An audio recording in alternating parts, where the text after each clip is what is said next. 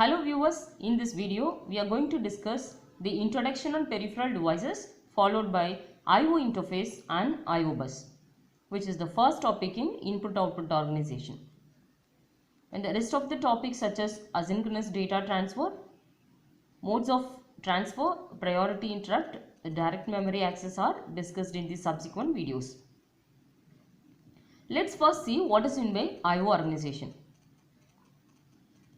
I/O organization is an I/O subsystem which includes I/O devices, I/O interface, I/O bus and softwares that provides an efficient communication between the computer and the outside environment as shown in this figure. Actually, the input-output organization of a computer depends upon the size of the computer and the peripherals connected to it.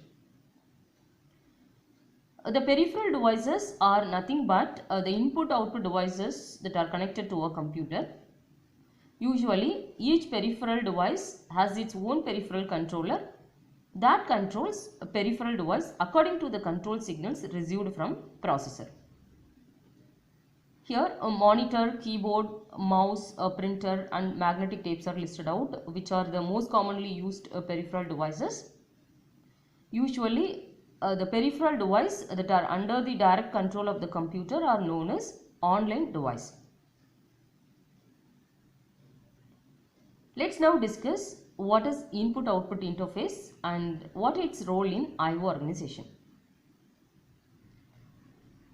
Input-output interface is used to provide a special communication link for transferring information between the computer and peripheral devices by resolving the differences between them. Okay, now let's see what are the notable differences between computer components and peripherals.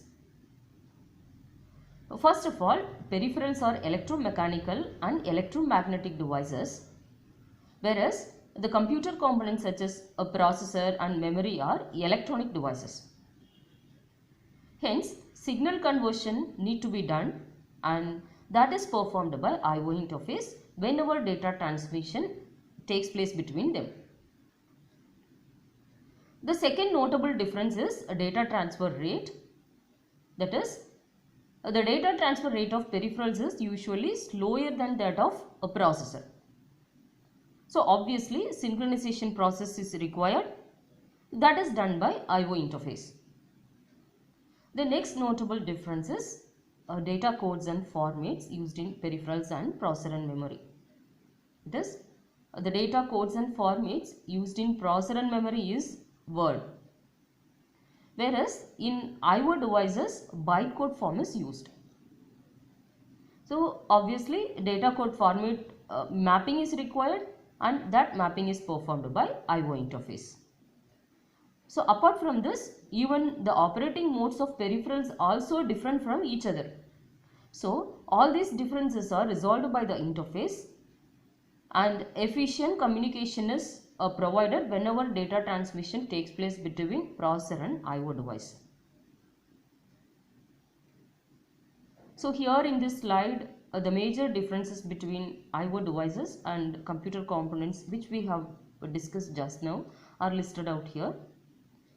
You can make a note of this for your reference.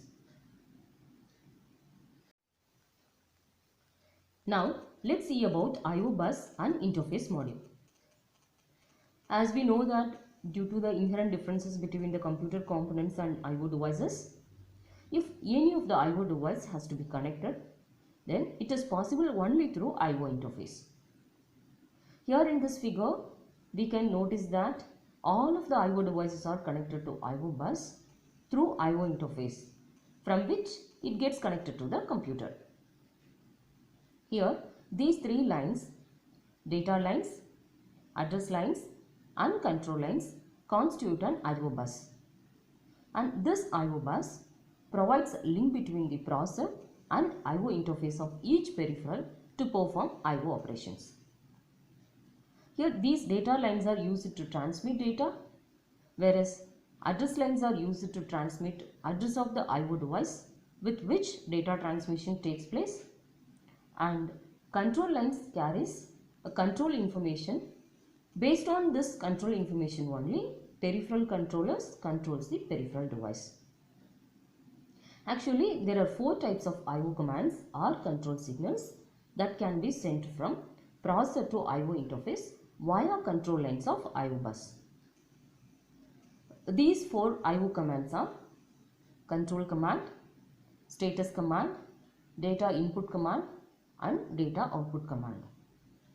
Here, this control command is used to activate the peripheral and to inform the device what is to be done. For example, if a processor wants to rewind a magnetic tape or it wants to move one record in forward direction, in such cases, a processor can send control command to achieve this task. Next one is status command. It is used to test the various status conditions in the interface and peripheral devices.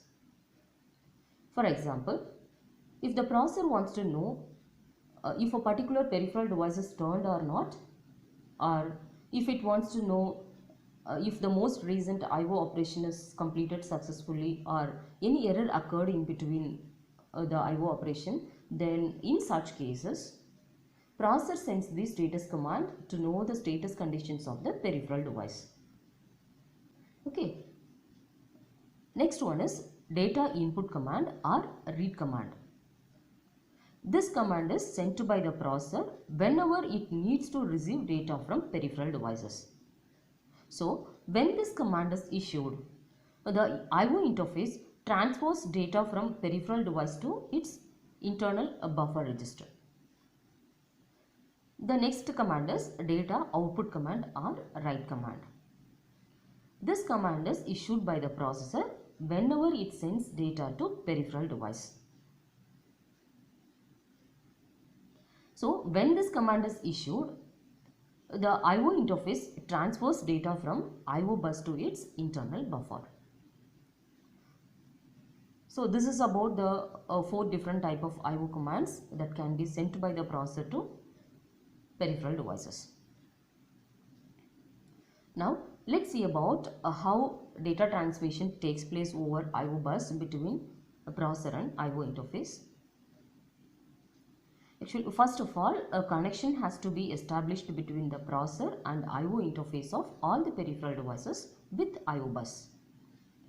So, once the connection is established, then whenever a processor needs to communicate with a particular peripheral device, then it can place the address of that particular device on address lines. For example, if the processor wants to send the data to the printer, then it sends the address of the printer over address lines. Then immediately the interface of the printer activates the path between I/O bus lines and printer. And at the same time, all the other peripherals are disabled by their interface. So actually every I/O interface has a decoders with which it decodes the address and control information received from the I/O bus, and accordingly suitable control signals are sent to the peripheral controllers. Okay, this is about the various steps that has to be taken place if data transmission has to take place between the processor and I/O interface via I/O bus. The points about I/O bus and I/O commands, what we have discussed so far is given very precisely for your reference, and you can make note of the points what is given in these slides. It will be useful during your exam preparation. So, viewers, in this video we have learnt about the introduction on I/O organization, I/O interface and I/O bus. If you find this video is useful to you, kindly subscribe this channel. Thanks for watching.